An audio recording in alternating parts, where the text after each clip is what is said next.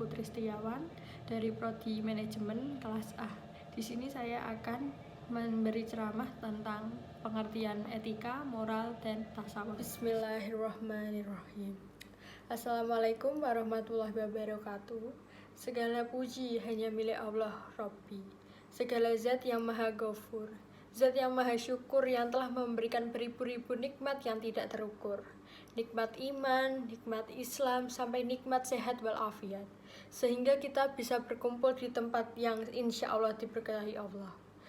Salawat serta salam semoga tercurah limpah kepada Nabi akhirul zaman, seorang Nabi yang lahirnya saja membuat goncang alam semesta, membuat heboh para malaikat, yang kalau bukan karenanya tidak akan Allah ciptakan alam semesta ini.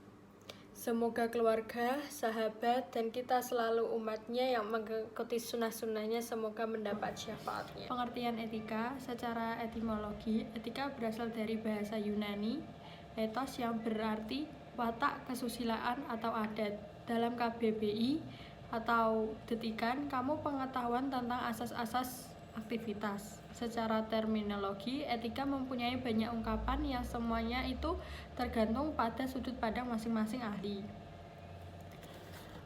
Ahmad Amin mengartikan etika sebagai ilmu yang menjelaskan arti baik atau buruk, menerangkan apa yang seharusnya dilakukan oleh manusia di dalam perbuatan mereka dan menunjukkan jalan untuk melakukan apa yang seharusnya diperbuat.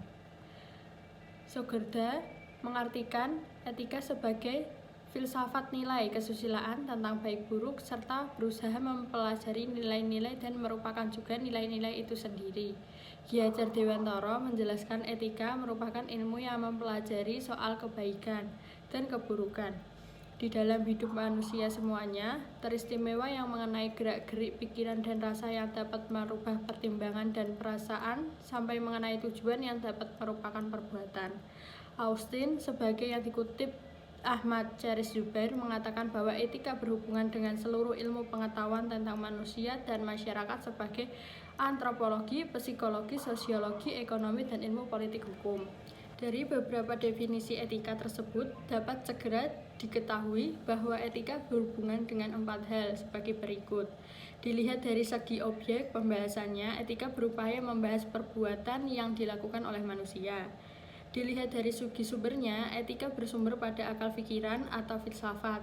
Sebagai hasil pemikiran, maka etika tidak dapat bersifat mutlak.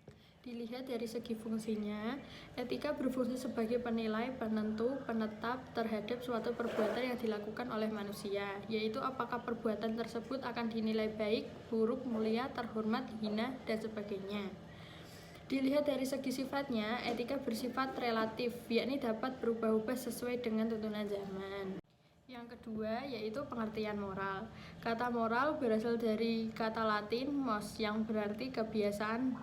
Moral berasal dari bahasa Latin, yaitu moralitas, adalah istilah manusia menyebut ke manusia atau ke lainnya dalam tindakan yang mempunyai nilai positif. Manusia yang tidak memiliki moral disebut amoral, artinya dia tidak bermoral dan tidak memiliki nilai positif di mata manusia. Sehingga moral adalah hal mutlak yang harus dimiliki oleh manusia.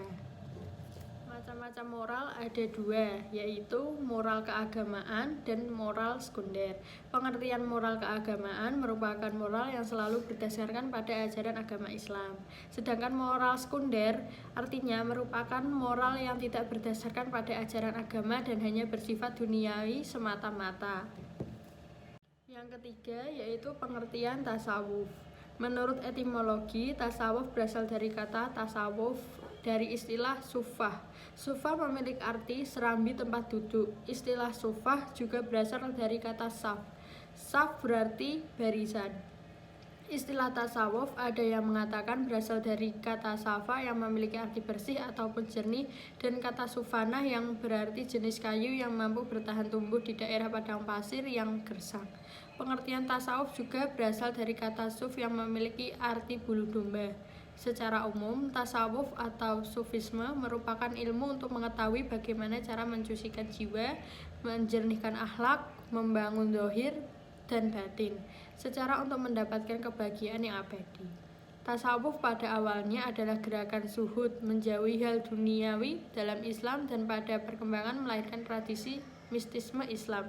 Pengertian tasawuf menurut terminologi dari para ahli sufi juga ada varian yang berbeda, yaitu menurut Imam Junaid. Menurut Imam Sufi yang berasal dari Baghdad yang bernama Imam Junaid, tasawuf mempunyai definisi sebagai pengambilan sifat mulia Al-Quran dan hadis mengenai moral dan etika. Salah satu ayat Al-Quran yang memerintahkan untuk berakhlak baik terdapat dalam surat Al-Ahzab Quran surat Al-Ahzab ayat 21 yang artinya sesungguhnya telah ada pada diri Rasulullah itu suri imadun tauladan yang baik bagimu, yaitu bagi orang yang mengharap rahmat Allah dan kedatangan dari kiamat dan dia hanya menyebut nama Allah.